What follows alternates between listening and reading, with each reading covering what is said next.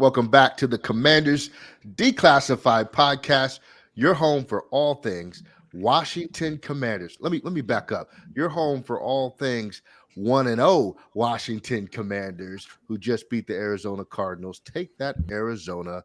We are on to Denver. We play the Broncos this week, but first, let me say what's up to the fellas. Eric, what's going on, man? I am here and I am ready to roll tonight. This team is undefeated, I believe, in 2022 or 2023. Is that right? Dating back to January. Haven't lost a game in 2023. They Preseason. Sure. Yeah. I know what's up. Let's keep that Might going. be the longest winning streak in the NFL. Mike, what's happening? What's poppin', y'all? How y'all doing this evening, man? Everybody's good. And of course, Brian is not here. Brian went to go address the offensive line about last week's performance. It didn't go well. They got the better of him. He will be back next week. Hopefully, Brian, don't do that anymore. All right. We are going to jump into the matchup with the Denver Broncos this week. And I think in general, before the season, this was something that everybody probably marked as a loss on your schedule. If not, it was at least a debatable contest. I think after the week one performance of the Broncos, they lost to the Jimmy Garoppolo-led Raiders in week one. It was 17-16. Nothing too exciting in terms of offense. Now we get a chance at him. We get a crack at him. We just beat the Cardinals 20-16. Week one. Where is this game at, fellas? This at in Denver, correct? Yep. Mile high. So it's going to bring some interesting nuance to the game. Let's start with the Denver Bronco offense. And for that, I'm going to start with the coaching staff. They have Joe Lombardi as their offensive coordinator, but we all know it's Sean Payton. Sean Payton is the offensive coordinator of the Denver Broncos. Joe Lombardi is there. He helps, I'm sure, but this is going to be Sean Payton's offense. Now, the Denver Broncos last week were not overly effective offensively. Maybe the Raiders defense is a little bit better than people gave them credit for, but they certainly did not put up an offensive explosion. We have Jack Del Rio on the defensive side of the ball. You know what Jack Del Rio does. Actually, Jack Del Rio showed a little something different last week, right, fellas? He blitzed the crap out of the Cardinals last week. He brought pressure. Jack Del Rio is a new man. He is off of Twitter, and he is blitzing quarterbacks. So I'm going to go ahead and give the edge. Well, Sean Payton is a legend in the game. Make no mistake. But with this newfound Jack Del Rio, he's had a really good defense 3 years running. I'm going to give the edge to the defensive coaching staff over the Denver Broncos offensive coaching staff. And now we actually let's go to the opponent pass game versus our pass defense, Eric. All right. The Denver Broncos passing game, of course, led by Russell Let's Ride Broncos Country Williams, has not been good thus far in Denver. His last year was a huge disappointment. He was very pedestrian last week. But in my opinion, he's still Russell Wilson, and it still worries me a little bit that they have Russell Wilson. Wide receiver Jerry Jeudy missed last week. That was could have been a big reason why Wilson wasn't as effective with a hamstring. We'll see what he's at this week. Cortland Sutton, Marvin Mims, solid, if not spectacular receivers. A little bit of a loss at the tight end position. Greg Dulcich, he injured his hamstring last week. He's a promising player, currently leads the league in looking like Weird Al Yankovic, as a matter of fact. But they do still have Adam Troutman, who's a very solid tight end as well. Against, what we've got on our pass defense. You can laugh at the Weird Al Yankovic thing. It was a joke, I promise you. Even though, look at his picture, he straight up does look like Weird Al. Our pass defense, Kendall Fuller and Benjamin St-Juste and Emmanuel Forbes on the outside. St-Juste and Forbes kind of did some switching last week. I think St-Juste actually played a little bit more than Forbes did. And of course, our safeties, Cam Curl, Derek Forrest, and Percy Butler got a lot of run last week and looked very good as well. I'm going to give a slight edge to the Commanders' secondary, although Russell Wilson's and Jerry Jeudy, if they're both out there, do scare me just a little bit. Yep, I like it. We got a lot of work to do on the defensive side of the football, even though we were really effective in some areas against the Cardinals. I think we gave up too much to Josh Dobbs, but our secondary was pretty decent. I think we have a good chance there. So Brian generally goes over the offensive line or the opponent offensive line versus our defensive line, but we're going to give that responsibility to Mike tonight. He's going to cover the run game and the offensive versus defensive line. Mike, take it away. Cool. So I was prepared to talk about their running game versus our defensive line, but I will say that the only person that kind of concerns me regarding their running game is Sean Payton. It's not the running backs, it's his play calling. On Sunday, Washington, they allowed a big run to Hollywood Brown. I know y'all remember. I don't think it was a reverse as much as it was an end around, or maybe it was a full reverse. Nevertheless, they took advantage of Washington's aggressiveness. I know it was a rookie on the D-line that lost contain that allowed Hollywood to get up the sideline. But I think Sean Payton sees that on his film review, and he tries to attack it. So a big key on Sunday is not necessarily for the linebackers to be patient, but for the D-line to not fall for the bait on those passes. Now, regarding Denver's offensive line, they did upgrade them this offseason. They spent a lot of money on that offensive line, but one of their prize acquisitions, Mike McGlinchey, I believe, former 49ers offensive lineman, he struggled on Sunday versus the Raiders. I rewatched that game and saw it myself. He did not play well. So if that's what they're throwing out there on Sunday, it's going to be real hard for that offensive line to go against the Washington Commanders defensive line of Sweat, Allen, Payne, and, fill in the blank, whether it's Tuhill or James Smith-Williams. That defensive line can dominate on Sunday. But let's get back to the running game for a second. We have an old friend on that Broncos running depth chart, Samaje Perine. Him and Javonte Williams, they're a nice duo, but I don't think they're that much more talented than James Conner. So whatever Conner did, whatever the Arizona Cardinals offensive line did, I think Denver matches that or plays a little worse. So in the actual battle between Denver's running game versus Washington's run defense, aka the running backs versus the linebackers, defensive line versus the offensive line, I usually be kind of cautious with these predictions, but on Sunday, I'm heavily favoring Washington in the running game versus Washington's run defense versus Denver's offensive line and their running game. Give me the Commanders to dominate. Yeah, Perine was their leading receiver last week. Really? It was unimpressive. It was like 5 catches for 50 yards or something like that. But he was their leading receiver out of the backfield or overall. And one more thing to add about Denver's running game is the same thing I said last week about Arizona's running game. If the quarterback can get busy on Washington, it's going to be a long day. But coincidentally, they held Dobbs to -3 rushing yards on Sunday. That was huge for them, in my opinion. And Russell Wilson, he didn't really get off on the Raiders running the ball. I think he may have finished with 1 yard on a couple of scrambles against the Raiders on Sunday. So if Wilson doesn't use his legs, it can get even uglier for Denver's offensive line and them trying to run the ball and protect Wilson. Yeah, Wilson. They don't run design runs for Wilson. He's a scrambler for sure. So he's not the same kind of, even though Dobbs, they didn't really do a lot of design runs for him. I would have expected more. Wilson, I would expect very few design runs around Russell Wilson because that's just not his game. All right. It used to be early in his career, but he's since migrated away from that. I think he was much more effective when he did have more design runs and additional scrambling. He's kind of even cut the scrambling back a little bit over the last several years. And I think that's contributed to why he's not been as effective as a quarterback in the NFL. Now, hold on real quick, Ali. Do you all remember when Seattle came to Washington on Monday night? I believe it was the 2018 season. Mm-hmm. It had to be 2020. I think it was during COVID. Whatever year Rivera was here when we played the Seahawks. I've been thinking about that. Okay, it was 2020. Cool. I've been thinking about that game since I know we're playing the Broncos. I've been thinking about that game, and you're right, Ali. Wilson was not scrambling even back in 2020.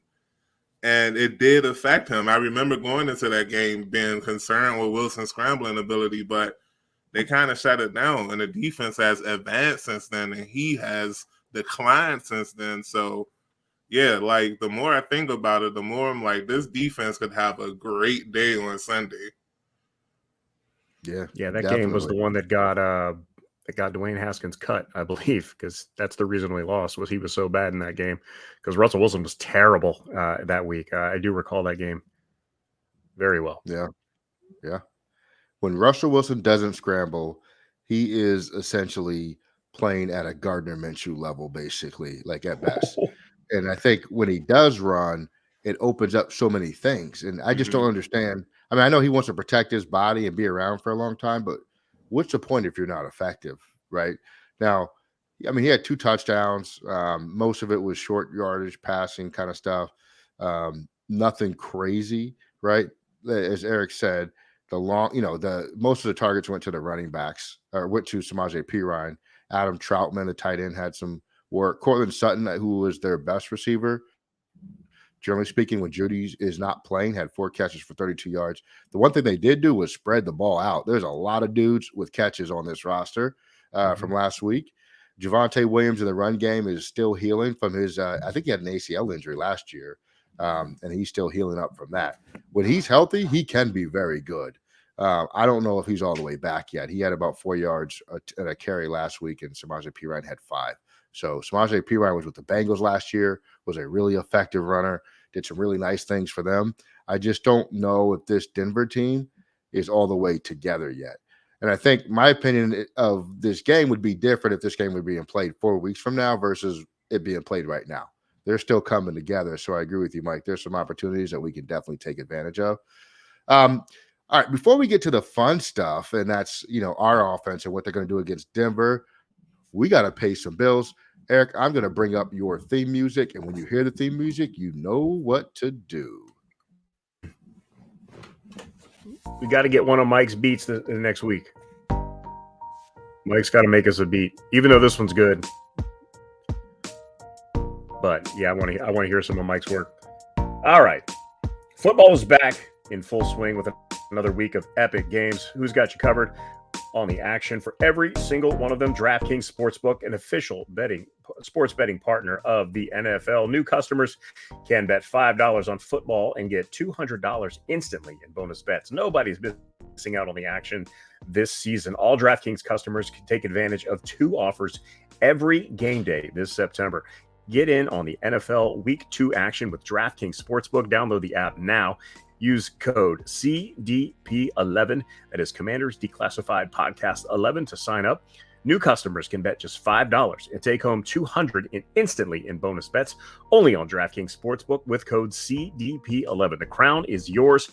Gambling problem? Call 1-800-GAMBLER or visit www.1800gambler.net.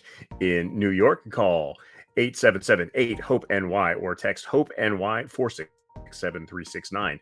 In Connecticut, help is available for the problem gambling. Call 888-769-7777 or visit ccpg.org. Please play responsibly on behalf of Boot Hill Casino and Resort in Kansas. 21 plus, age varies by the jurisdiction, void in Ontario. See sportsbook.draftkings.com/football terms for eligibility, terms, and responsible gaming resources. Bonus bets expire 7 days after issuance. Eligibility and deposit restrictions apply. All right. Great job, Eric, as always, reading the Were you playing with the tempo DraftKings on that music? I just need to know. It sounded like my flow was a little off this week. It couldn't have possibly been me. Must have been. I was scratching the records, trying to get. Must have been the BPMs. It was the BPMs. Had to be the BPMs. All right, absolutely. Let's talk offense. The Commanders' offense versus the Denver Broncos' defense. I'm going to start with the coaches and coordinators. We're led by Ron Rivera, as you well know. Offensive coordinator is the Eric Bieniemy. Versus the defensive coordinator of the Denver Broncos, who is Vance Joseph. Now, on paper, this is a nightmare matchup between coaches for us because what does Vance Joseph do? He brings the house. What can our offensive line do? Stop the rush. What is our young quarterback still struggling with at times? Identifying pressure. This should be a scenario that creates problems for us. However, the Denver Broncos last week finished with all of 0 sacks against the Las Vegas Raiders. So, once again, I think they're still coming together and bringing it all the way there, but they're not quite there yet. So, I'm going to give the edge in the coordinator space to Washington because Eric Bieniemy is fresh off a Super Bowl. He has new tools that he can use, and I didn't see anything really effective in terms of pass rush from the Denver Broncos last week that made me nervous compared to what the Cardinals could do. The Cardinals were feisty, they were aggressive. They were also taking cheap shots at times, but that's last week. We moved on. I think I'm still taking Bieniemy over Vance Joseph right now. We'll see. Vance is going to bring it, though. I can promise you that much. He's watching tape, salivating from last week's 6-sack game. And he's thinking, I got some things I can do here. I got some things I'm going to throw at the Commanders' offensive line. And he is going to do it. Let's see how the young quarterback handles it. But I'm going to take Eric Bieniemy over Vance Joseph in the coordinator battle. Eric, talk to us about QBs. Yeah, that's a bold statement right there. Look, Vance Joseph's defense, very good last year. And, the 0 sacks, maybe, I mean, I wouldn't say it's a misleading stat because they had 0 sacks and that's it. But what I will say is that they were playing a veteran quarterback in an offense that he knows like the back of his hand. That is not the case this week. There is a very young quarterback in a new system. And a play caller that, in this gentleman's opinion, did not call a great game last week. I thought the Commanders were way too pass heavy, and I think that will bode very poorly if that continues this week. I didn't like what we did. I think they put way too much on Sam Howell early. That said, Sam Howell did hold him. He acquitted himself very well. Obviously, a couple of the sacks were on him. A couple of them, there was a guy in his face almost as soon as he got the ball. He threw a couple of bad balls under pressure. Most of his passes were on point. He played very well. The receiving core is very solid. I would like to see some more looks for Terry McLaurin this week. He only got 3 targets last week. Curtis Samuel played well. He caught everything they threw to him, 5 catches, 50-ish yards. Jahan Dotson had 5 catches, around 40 yards. Like to see some more explosive plays out of the offense. But I think the run game is going to be very important this week. But I'm not here to talk about run. I'm here to talk about pass. The secondary for the Denver Broncos, very good. Patrick Surtain. Love Patrick Surtain. Would love to see him in burgundy and gold. I think he's an excellent player, just like his dad was. Kareem Jackson, Justin Simmons, very good safeties. Damari Mathis, a very good off corner. Doesn't get the respect he deserves because he plays opposite of a legit superstar at Patrick Surtain. So this is a huge test for the Commanders. They have their linebackers are good in coverage. Their 2 inside linebackers, Cooper and Singleton, can play. They can rush. They can play the run. They can play the pass. This is a big challenge. And I don't think I am apt to give the advantage to the Commanders this week. I think the Broncos against the pass have the advantage this week because Sam is a young quarterback and a new offense. And these defenders for the Broncos are very, very good. So this is going to probably decide the game, but I'm going to give a slight edge to Denver in this one. Going with the opposite team there, man. I see. I mean, I got to call him like I see him, man. Even though, Bieniemy is very familiar with Denver, so maybe he's got a little something up his sleeve. But I just think they need to run the ball a lot more than they did last week, early and often. Yeah, maybe for with sure, Kareem Hunt. for sure. So can I ask a follow-up real quick? Besides, because I heard a lot of people say that they didn't like that, and Bieniemy called a lot of passing plays. Besides that, what else didn't you like about his play calling on Sunday? The mix, it wasn't even the lack of run plays. It was the mix. If he had been able to mix plays more, there were like 3 drives where it was just all passes, and you just can't do that. That's too much on in my opinion, too much on a young quarterback. And, Sam was getting a lot of pressure, especially as the game progressed, and they just kept going to him, which of course shows confidence in him, but I don't think it's what's best for him. I just think that they could have, plus the fact that Robinson especially is a runner that really needs to get into a rhythm, and they just didn't establish any kind of a rhythm for him until like the end of the game. Of course, and the run pass balance looks a lot more balanced than it was because the last like 9 to 12 plays were all running plays. So that, that to me just says that there was not quite enough balance in the run pass game, and that really bothers me. And I'd like to see, especially from Bieniemy, because my expectation for him, even though we didn't see it a lot in the preseason, was this was going to be a run focused West Coast offense. Being him coming, being a running back in college, an NFL running back for 9 years, I would have thought he would have been more apt to lean on the run. He just didn't do it. So we'll see if that continues or if that was just like a one-off. Maybe they just like their matchups against the Cardinals' pass defense. The offensive line just didn't hold up its end of the bargain. The tight ends didn't always block well. So maybe there's I don't see that improving this week, honestly, because they're trotting out the same guys against probably a better defense. But I guess that's going to move us on to the next point is where do you see their run defense up against our run defense, and they're how they match up against this team in the trenches. Right. And I'm taking the offensive line, our offensive line versus their defensive line too. And I guess I could kind of start with that. Remember the Broncos are running a 3-4. They're not in a 4-3 like a lot of teams. And they traditionally run their base defense a lot. Unlike Washington that does a lot of Buffalo nickel and hybrid formations. The Broncos, they tend to stick to their traditional front seven. They have some nice pieces on that front seven, too. You have Alex Singleton, Josie Jewell, two linebackers that, personally speaking, I love in individual defensive players fantasy. So if you're in the league that use defensive players, you might want to pick those two. You might want to pick those two up this week because I think they're going to have a nice game against Washington's offensive line.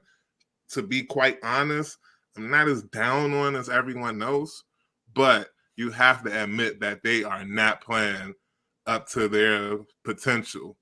Last week, I saw a lot of missed assignments. I saw a lot of missed blocks. On one of Sam Howell sacks, it wasn't necessarily that that they were poor in the protection. It's just that the timing was off.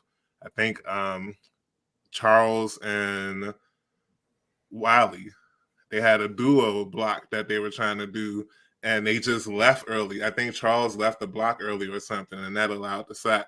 So they're going to have to shore that up because it's going to be tough to run the ball against Denver. They weren't giving up too much space to Josh Jacobs on Sunday. He only had 48 yards on 19 carries. And like I said, that front seven is just as dangerous as Washington's, to be honest. Maybe not as talented, but just as dangerous.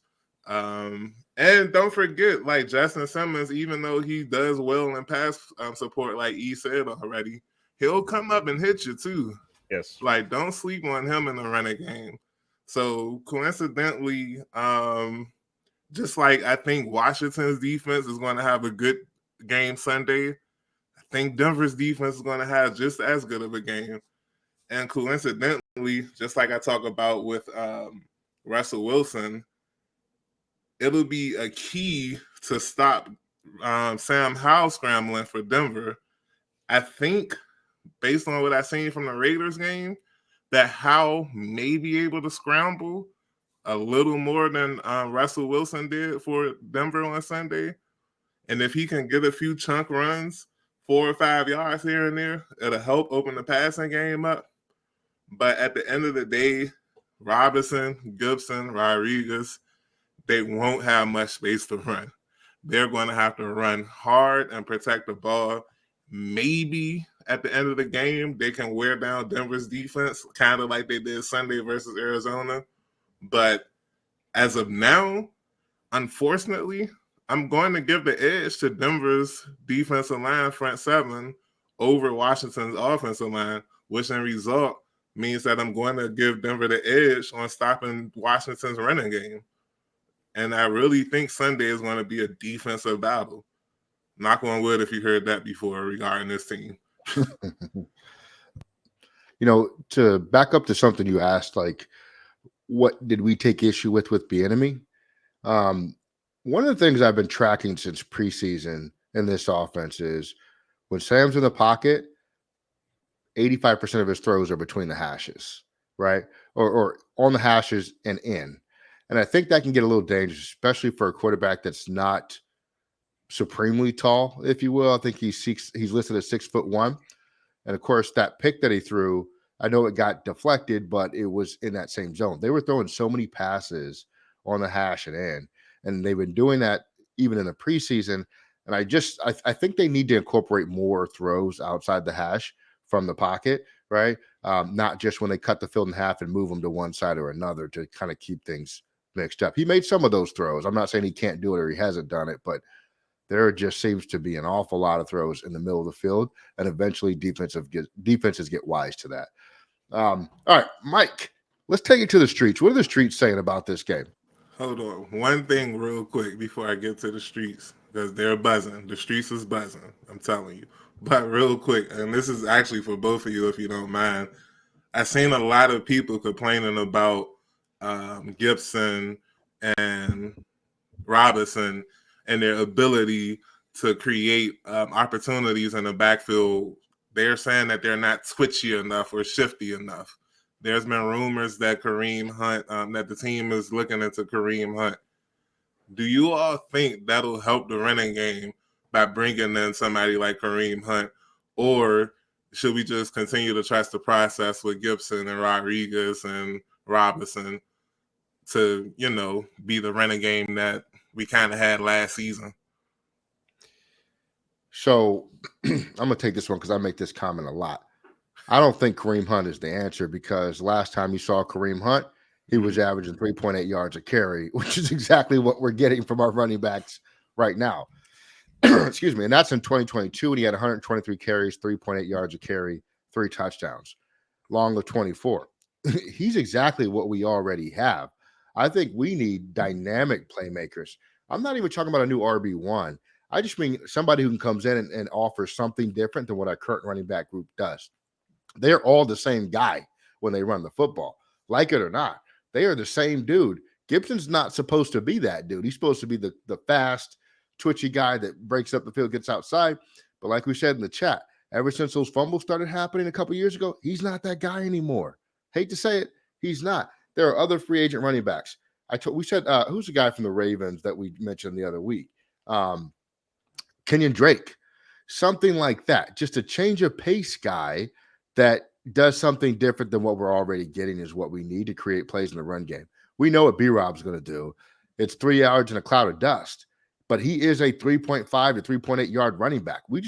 I like the guy, great story, but that's what he is. And he's effective at it when you need him to sort of like grind down games, but you're not going to get anything different. At least we haven't seen anything different, right? Antonio Gibson is a 3.5 yard carry guy from what we've seen. Now, to Eric's point earlier, maybe if they get a lot of consecutive carries and get in a rhythm, you start to see something different as they wear defensive down. But that's not what Eric Bieniemy's system is. That's not what Kansas City's system is. So we need a guy that can function in the system that we're trying to run. And I don't know that we have that guy on the roster right now. So that's my thought on Kareem Hunt. He's what we already have. Yeah, I would agree with that. Gibson, they need to get Gibson the ball if they're going to use him. Stop running in between the tackles. That's what Scott Turner did last year, and that's all they did with him last week. Get him the ball in space. Let him make something happen. If he's going to be that guy, that's where it's going to happen. As much as we want to say it that he is, he's not a running back. Gibson is not a standard like NFL running back. Brian Robinson is. Chris Rodriguez looks like he is. Antonio Gibson should be an athlete, a chess piece. And I don't know why they're still not, there was virtually no screen game last week. The 2 that they ran didn't even work. That's where Antonio Gibson's going to be. And I'm kind of on the board with Ellie. I think, in 2018, I would have loved to have had Kareem Hunt here, but it's 2023 and he's a 28-year-old running back now. 28-year-old running backs just don't get it done in the NFL in this day and age, unless they're freaks of nature like Derrick Henry. And at this point, he's starting to slow down a little bit. So, I don't know that he's the Kareem Hunt's the answer. I think Bieniemy has familiarity with him and he knows what he wants to do. Can he still do it at this age with the miles that he's got on him? I don't know. He maybe didn't have the usage the last couple of years in Cleveland. So maybe he's got a little bit of tread left on the tires, but I don't see, like Ellie said, he's not really I don't see how he's any different than what's already here. He's just an older version. Okay. Yep. That's no. Talk to I me just about Leonard Fournette, though. Maybe we can have some conversations. No, I don't. I like Leonard Fournette just because he's a big guy. He averaged last year 4.7 yards a carry, but only had 7 carries. So hard to say. I Putting mean, up like those Jonathan Leonard Williams Fournette's kind numbers. of right. Leonard Fournette's kind of more the same, and he's older, taking a lot of hits. It's a position that I think is something that we need to upgrade in the draft rather than trying to bring in some like old retreads, except for Jonathan Williams. We always welcome him back. Friend of the podcast. Shout out to Jonathan Williams, Jay Will. But it's just we kind of have what we have, man, at this point. So unless you're going to trade for somebody, I don't think bringing guys off the street that are still available are going to help you a whole heck of a lot. So speaking of the streets, like I said earlier, they are excited. The streets are very excited that Washington pulled off that win versus Arizona. But remember, I tried to warn the people last week that the game would be hard. And for the the third quarter on Sunday, the streets were silent. You could hear a pin drop in the streets during the third quarter on Sunday. But now that Washington is off to their third 1-0 start in the last 4 seasons, the streets are ready to explode. The word of the week is still the word of the last week. From last week, fever pitch. Like we're just waiting, or the streets are just waiting for something that they can sink their teeth into, and the Commanders are the only thing that can cook it up. Streets is ready. Streets are talking. I like it, man. Thank you, Mike. Eric, give us 3 ways to win and 3 ways to lose. How's this team going to lose this game this week?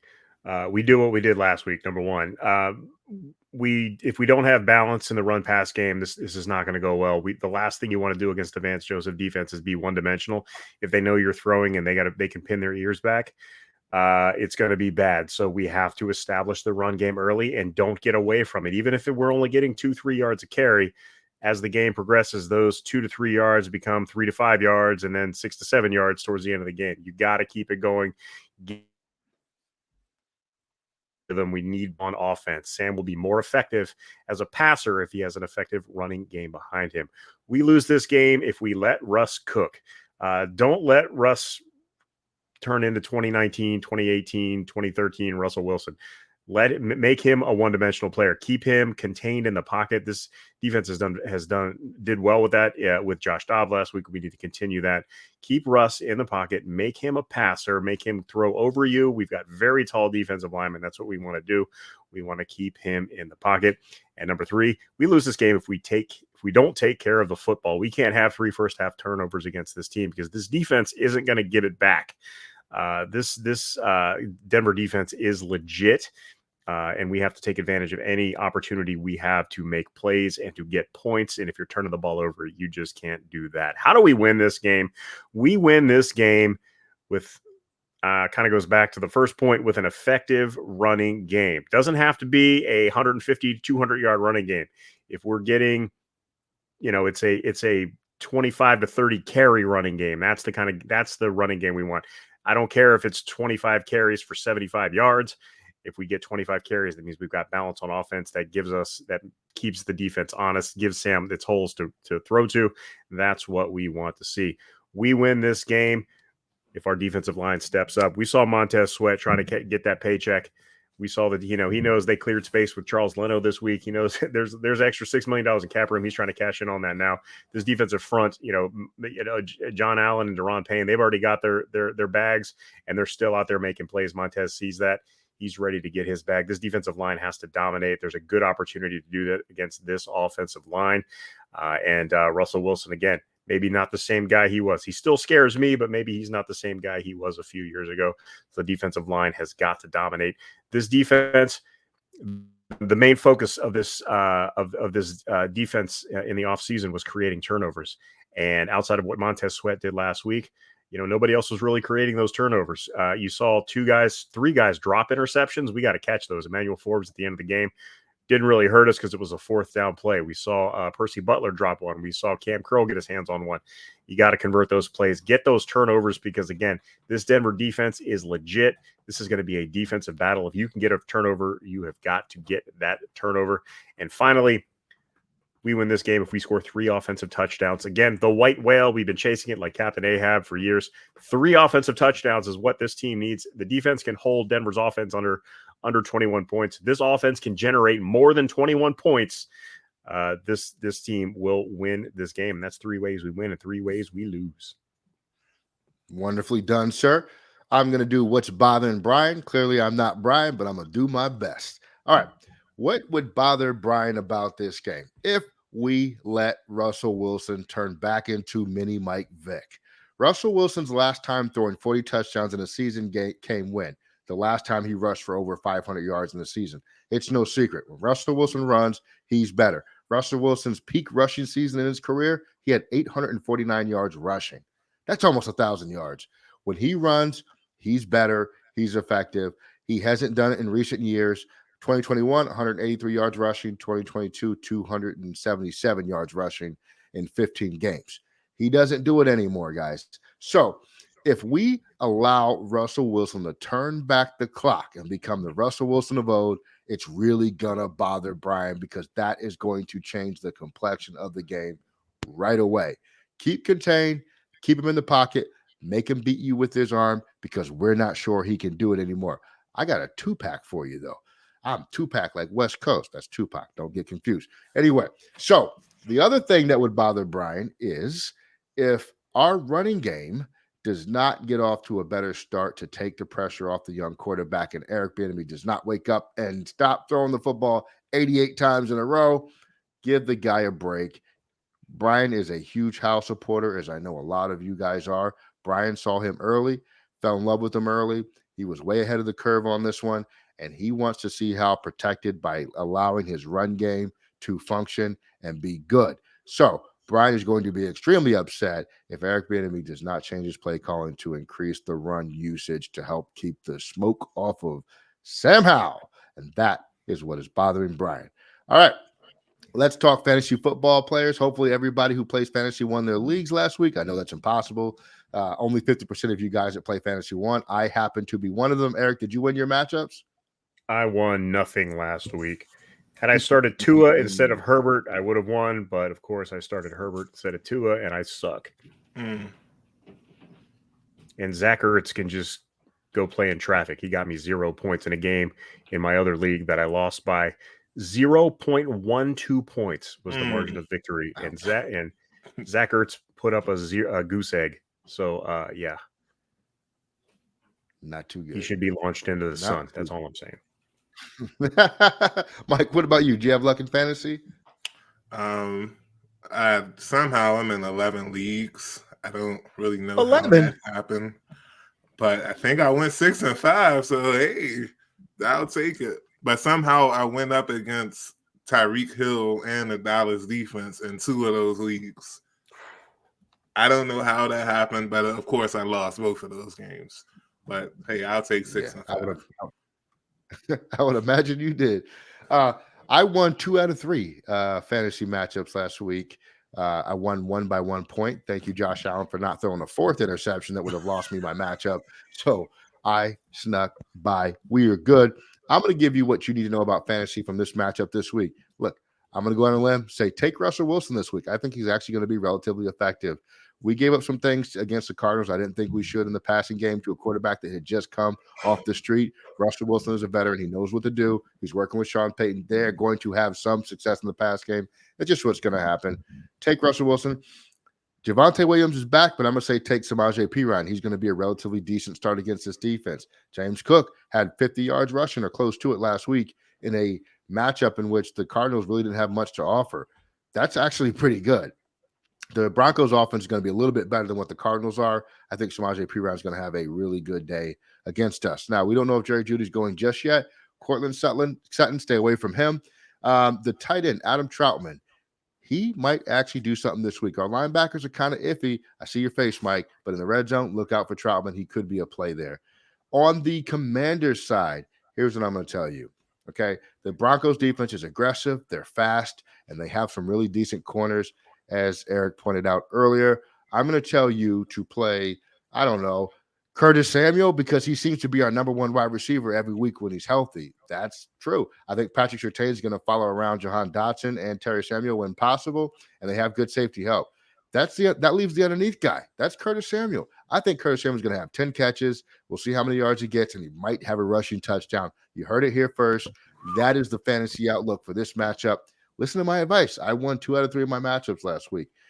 All right, let's talk game predictions. Eric, lead us off with your game prediction for this matchup. This is going to be a very 2020 to 2022 Washington Commanders style game. It is going to be a low-scoring affair. I don't think either offense is where it needs to be yet, and I think both defenses are playing very well. I am very tempted to pick Denver in this game because they're at home, but I can't do that because it's going to be close, and I am a homer. So I am going to go with the Scott Turner special. I'm going to go 19-16 Washington with the victory. If it's 19 points, you know it's Scott Turner. Whoa. 19 is the Scott Turner special. You are absolutely right. Mike, what is your prediction for the game? Similar to E, man. Defensive battle. But I think Washington steals it late due to them being the grittier team. Vegas has Denver favored by 3.5 right now.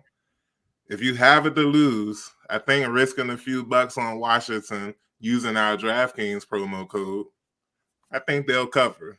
And they'll leave Denver with a 3-point win, 23-20.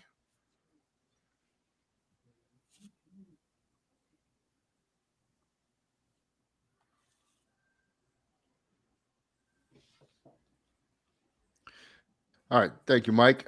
My prediction is the Commanders and Broncos in Mile High, fresh off the offseason. I don't think our lungs are going to be fully prepared for what this game might be. Mile High matters. That Denver atmosphere and altitude is something that is very real, has affected players for a long, long time. I'm going to say Denver wins this one 26-22. And look, the blitz and the pressure packages have been an issue for us last week. At halftime, Rick Snyder was calling for Jacoby Brissett. Calm down, Rick. We love you, but calm down. I just think that in the atmosphere, in that altitude, with that pressure package that Vance Joseph brings, we have a young quarterback. We have an offensive system still trying to figure it out. I think there are going to be turnovers this week. They have a very good secondary. That could be problematic for us. And I think Denver ekes this one out 26-22, but we have our heads held high because we'll play well, just not enough in that dangerous Denver altitude. Can I do Brian's prediction? All right. I want to do Brian's prediction. Brian will say the Denver Broncos, Russell Wilson is garbage. The Denver Broncos offense is terrible. They're a joke of a team. Sean Payton is the most overrated head coach in history. Vance Joseph's defense, sure, they're solid, but they're no match for the wide receiver tandem that this team puts together. And the running game will get it going to this week. So Brian predicts the Commanders win 273-0. Shout out to Brian. Is that a good Brian impression? That sounds like a Brian impression. That sounds like a the Brian floor is prediction 11 right there. wins. Remember, the Yep. floor is 11 wins. So, no, Brian's our guy. Shout out to Brian. I think Brian would probably pick this to be 28 because I think he thinks we're going to have a bounce back game offensively. He'd go 28 Commanders and Broncos 16. We don't have Chase Young, but we got the other guy, Montez Sweat. So that's what I think Brian would say. Brian, you can tell us in the post game what you really would have predicted. But that's 3 dubs to my 1 loss prediction. Mike, my internet cut out for a second. Did you predict a loss or a win? A win, 23-20 Washington. That's what I thought. Okay, so 3 W's. I'm the only L. I know haters hit the comments. Tell me I'm a hater, and we'll see those later. I said I was tempted to pick Denver. It's going to be close. Yeah. Indeed, it will. It'll be fun though. I mean, look, worst case scenario, we're 1-1, right? Best case scenario, we're 2-0, riding high. Shout out to the comments gang, everybody that comments on our shows. We love it. We read them. You guys are hilarious. Shout out to Will. All the frequent commenters. Keep doing it too, because it helps our podcast be noticed and be seen. Share it with your friends. watch it with your buddies. Heck, if you're making your nachos for the game like I was last week, go in your DraftKings app, use code CDP11. Also, spread the podcast around to all your homies at your cookout. Everybody's invited to the cookout, right? In Commander's Land anyway. That is it. We are out of here. We are going to go get ready for the game. Yes, this many days early, but make sure you subscribe, listen to the audio podcast too, so you can drive around in your Uber listening to our podcast. I promise you we're in some Ubers around the country. And we appreciate you guys listening. Have a great week, and we'll see you guys Sunday. We are out of here.